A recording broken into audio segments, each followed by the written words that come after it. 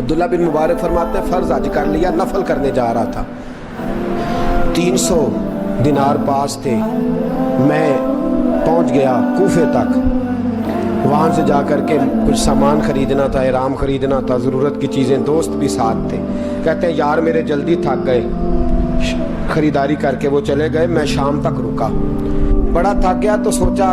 اتنی لمبی چوڑی خریداری کی ہے تو جھیل تھی پاس، میں نے کہا وہاں جا کے ذرا ٹھنڈی ہوا لیتا ہوں، کہتے میں اس طرف گیا، رات کا اندھیرا تھا، مری ہوئی بھینس پڑی تھی، یہ کچھ 700-800 سال پہلے کی بات عرض کر، کہتے ہیں مری ہوئی بھینس پڑی تھی، ایک عورت کالے برقعے میں نقاب پوش آئی اور اس بی بی نے مری ہوئی بھینس کا خنجر سے گوشت کاٹا، تھیلے میں ڈالا اور دوڑی، کہتے ہیں میرے ذہن کے اندر خیال آیا کہ بی بی کوئی ہوٹل چلاتی ہے اور مردہ جانور کا گوشت لوگوں کو کھلاتی ہے، ویسے تو جاسوسی منع ہے، اس نیت سے کہ مسلمانوں کو بچاؤں اس کے پیچھے ہو لیا، کہتے ہیں وہ گلیاں گزرتی کوفے کی تنگ گلی میں گئی، ایک بڑا سا دروازہ لکڑی کا، بڑا پھاٹک جو پرانے شہروں میں ہوتے ہیں، کہتے ہیں اس بڑے پھاٹک پر اس نے زور سے دستک دی، دونوں ہاتھوں سے دروازہ کھلا، وہ عورت اندر داخل ہوئی تو 3-4 بچیاں جھٹ سے اس کے گرد کٹھی ہو گئی، اماں کچھ لائی ہو؟ تو رونے لگی، کہنے لگی میں کچھ نہیں لا سکی، کہنے لگی یہ مردہ جانور کا گوشت ہے، اور حضور نے فرمایا جب مرنے لگو تو مردار کھا کے بھی جان بچا لو، اب میں دیکھتی ہوں تم سے کھڑا نہیں ہوا جاتا، نہ کھاؤ گی تو گر پڑو گی، یہ مردہ ہی ہے پکا لو، کہتے ہیں اگلے لفظ اس عورت نے کہے تو میں باہر کھڑا چیخنے لگا، وہ کہنے لگی ہم سید زادیاں ہیں، صدقہ زکات کھا نہیں سکتی، اور سب روگاں دا روگ محمد، جس دا نام غریبی، کنڈ ولا کے لنگ جاندے، سب دوست یار قریبی سید ہیں، صدقہ زکات یہ مردار کھا کے گزارا کرو، کہتے ہیں پھر اس عورت نے 4 بیٹیوں کو سینے سے لگایا، کہنے لگی تمہارا باپ زندہ ہوتا تو یہ دن نہ، سید بھی اور یتیم بھی اور مسکین بھی، پھر وہ روئیں، حضرت عبداللہ مبارک کہتے ہیں زور سے دروازے پہ دستک دی، بی بی باہر آئی، کون ہے؟ تو میں نے کہا میں عبداللہ بن مبارک ہوں، محدث ہوں، زمانہ مجھے جانتا ہے، میرے شاگردوں کی لسٹ بڑی لمبی ہے، کہنے لگی اچھا تو؟ کہنے لگا یہ 300 دینار ہے، تو مہربانی کرے تو رکھ لے، چلے اپنا کام کریں ہم جانے ہمارا، کہتے میں نے زمین پہ گھٹنے ٹیک کے نا تو سید زادی کے آگے ہاتھ باندھ دیے، میں نے کہا میں نوکر ہوں، تم اولاد ہو، میں خادم ہوں، تم نسل ہو، مہربانی کرو، مہربانی میرے اوپر مہربانی، پیسے رکھ لو، کہتے ہیں میں نے وہ پیسے دیے، میں واپس لوٹا، یار کہنے لگے چل، میں نے کہا نہیں میں نے نہیں آج کرنا، کہنے لگے کوئی نیا پلاٹ لینے کا پروگرام بن گیا، کوئی نئی انویسٹمنٹ، لوگ تانے دیتے ہیں نا، پر جے کر یار دے نام دا ملے میڑا، ان چولی پا لئیے پنجے سٹیے نا، جے کر یار دے نام دی ملے سولی، جھوٹا جھوٹ لئیے پچھاٹیے نا، کہتے ہیں میں نے کہا یار جیسے تمہاری مرضی سمجھ لو، یہ میرا راز ہے میں بتاتا نہیں، فرماتے ہیں لوگ حج کرنے چلے گئے، میں وطن آ گیا، 6 ماہ کے بعد قافلے لوٹے،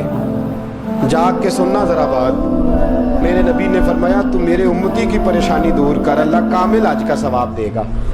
فرمایا میرے حبیب علیہ السلام کی امتی حضرت عبداللہ بن مبارک فرماتے میں آیا حج کر کے، حاجی آئے تو میں بڑی حسرت کے ساتھ، میں گھر میں روتا تھا، سوچتا تھا آج وہ مینا میں ہوں گے، آج وہ مزدلفہ عرفات میں ہوں گے، آج وہ لوگ جمرات کی رمی کر رہے ہوں گے، میں تڑپ کے سوچتا تھا آج در رسول کی حاضری دے رہے ہوں گے، کہتے میں روتا تھا، جب حاجی لوٹے 6 ماہ کے بعد تو حاضری دینے گیا، ملنے گیا، پہلا دروازہ کھولا حاجی صاحب نے، میں نے کہا مبارک ہو، کہتے ہیں میں نے مبارک دی ذرا سنیے گا، کہتے ہیں وہ حاجی مجھے ڈانٹنے لگے، کہنے لگے چھوڑ یار، اتنا بڑا آدمی ہو کے تو غلط بات کرتا ہے، میں نے کہا کیا ہوا؟ کہنے لگے تو نے ہمیں کہا کہ جانا نہیں، اور پھر ہم مینا میں آوازیں دیتے رہے تو بات ہی نہیں سنتا تھا، ہم آوازیں دیتے رہے ان اللہ علی کل شیء قدیر، آوازیں دیتے تھے، سنتا نہیں تھا، کہتے میں حیران ہوں، میں یار میں تو کیا نہیں، کہنے لگے ہم 11 حاجی جھوٹ بولتے ہیں تو اکیلا سچ بولتا ہے، سب نے دیکھا ہے، کہتے میں پلٹ آیا، चौथे दिन फिर एक हाजी को मिलने गया, मुबारक दी। कहने लगा छोड़ किस बात की मुबारक, मैदान अरफात में तो तूने बात भी नहीं सुनी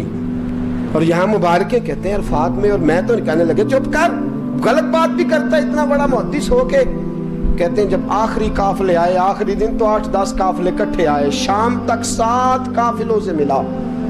हर एक मुझे कहने लगा बंदे के पास घोड़ा नया आ जाए, सवारी बड़ी आ जाए तो यारों से तो मिलना चाहिए ना, तू आवाज ही नहीं सुनता था। फरमाते हैं मैं थक गया कि इलाही माजरा क्या है, मैं तो यहाँ इस शहर की गलियों में फिरता रहा और ये सारे हाजी क्या क्या रहे हैं। फरमाते रात को हजरत रबी बिन असलम, वो बहुत बड़े बुजुर्ग मुहद्दिस थे, वो भी हज करने गए, दरवाजे पे दस्तक दी, बाहर आए तो झगड़ने लगे। कहने लगे तूने मुझे किस मुश्किल में डाल दिया। मैंने कहा हुजूर क्या हुआ, किस मुश्किल में। मैं तो मिल। कहने लगे छोड़ यार, आलिम था तो मैं तेरी इज्जत करता था, तूने ये क्या किया। मैंने कहा क्या हुआ। कहने लगे याद नहीं जब तू रोजा रसूल के सामने मिला था, जब नबी पाक के मुवाजे के सामने तो पैसों वाली थैली मुझे पकड़ा गया, पकड़ अपने पैसे।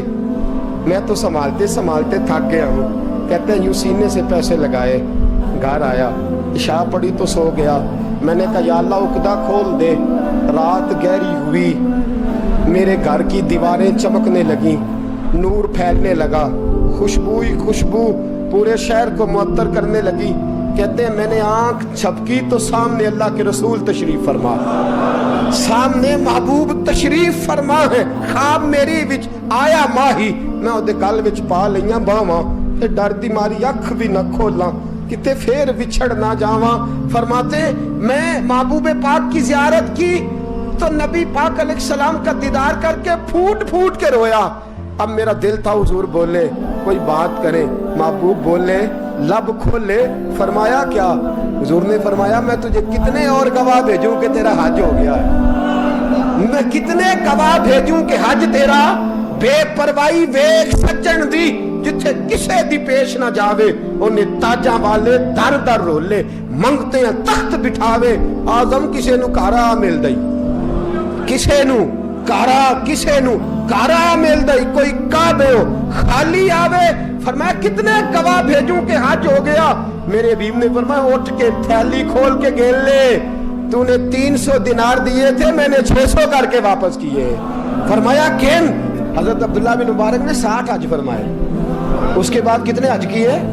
एक फर्ज किया हुआ था 61 हो गए। फरमाते मैं बार बार गया और जब बुलाया सरकार ने खुद ही इंतजाम हो गए। फरमाते हैं बार बार। मेरे हबीब ने फरमाया तू आ चाहे ना आ, रब ने तेरे नाम का फरिश्ता बना दिया है जो कयामत तक तेरी तरफ से हज करता रहेगा, कयामत तक तेरी तरफ से मिना, मुज़दलिफा, अरफात, जबल रहमत पे आता रहेगा, मेरी बारगाह में दुरूद पढ़ता रहेगा, हज फरिश्ता करेगा, सवाब अल्लाह तेरे नामा अमाल में लिखेगा। मेरे दोस्तों, मेरे नबी ने फरमाया मेरे उम्मती की एक परेशानी दूर कर, अल्लाह कबूल हज का सवाब अता फरमाएगा। गरीबों का हज है कि नहीं, बोले इशराक चार्ज पढ़, हज है। 2 लोगों की सुलह करा, हज है। उलमा की नौकरी कर, एक एक दफा 70-70 हज तुझे मिलेंगे। और मेरे रसूल पाक सल्लल्लाहु अलैहि वसल्लम ने फरमाया सौखा हज है, सामने अब्बा जी है, सामने अम्मा जी है, बार बार प्यार से देख, बार बार हज कर, बार बार प्यार से देख और किसी गरीब की मदद कर दे, सड़क पार करा दे, मेडिकल स्टोर से दवाई ला दे, किसी की नौकरी कर दे, बच्चा घर में नहीं, अब्बा जी बीमार हो गए, जा भाग के तू चचा को छोड़ा डॉक्टर तक, तू नेकी कर, अल्लाह तुझे पूरे हज का सवाब अता फरमाएगा। हज बड़े हैं, करने की तैयारी करो, हज का बड़ा मौका हमें मुयस्सर आता है, बस प्रोग्राम बनाऊं। सही मुस्लिम की हदीस, किताब का नाम क्या है, और बड़ी मजबूत हदीस, मेरे नबी पाक सल्लल्लाहु अलैहि वसल्लम फरमाते हैं कुछ लोगों को अल्लाह क़यामत में खड़ा करेगा और खड़ा करके फरमाएगा चलो जन्नत में जाओ। अर्ज करेंगे मौला हम तो पापी गुनाहगार, पता सारा सरदार नू कीतियां दा, हम तो बड़े गुनाहगार, किस वजह से जन्नत। फरमाया तुम्हारे हज की बरकत से, तुमने हज किया था ना, उस बरकत से जन्नत। तो बंदे अर्ज करेंगे मौला हम तो माड़े थे, गरीब थे, गए ही नहीं, हज किया ही नहीं, तो तू हज की वजह से माफ कर रहा है।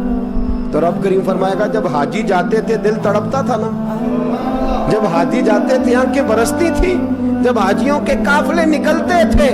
उस वक्त तुम्हारे दिल में ख्वाहिश पैदा होती थी फरमाया तुम तड़पा करते थे, मैंने तड़प पर ही तुम्हें हज का सवाब दिया, और खाली सवाब नहीं दिया, उस हज की बरकत से आज जन्नत भी अता फरमा रहा हूँ। मेरे दोस्त प्रोग्राम बना, तड़प पैदा कर, नीयत पैदा कर, ये ना कहा कर कि हज तो सिर्फ अमीरों का है, गरीब कैसे करे, हज बड़े हैं, करने की तैयारी कर, तू प्रोग्राम बना, मेरा रब तुझे गांव गांव पे, नगर नगर पे, गली गली हज का सवाब देगा। हमेशा मिदहते खैरुल अनाम में गुजर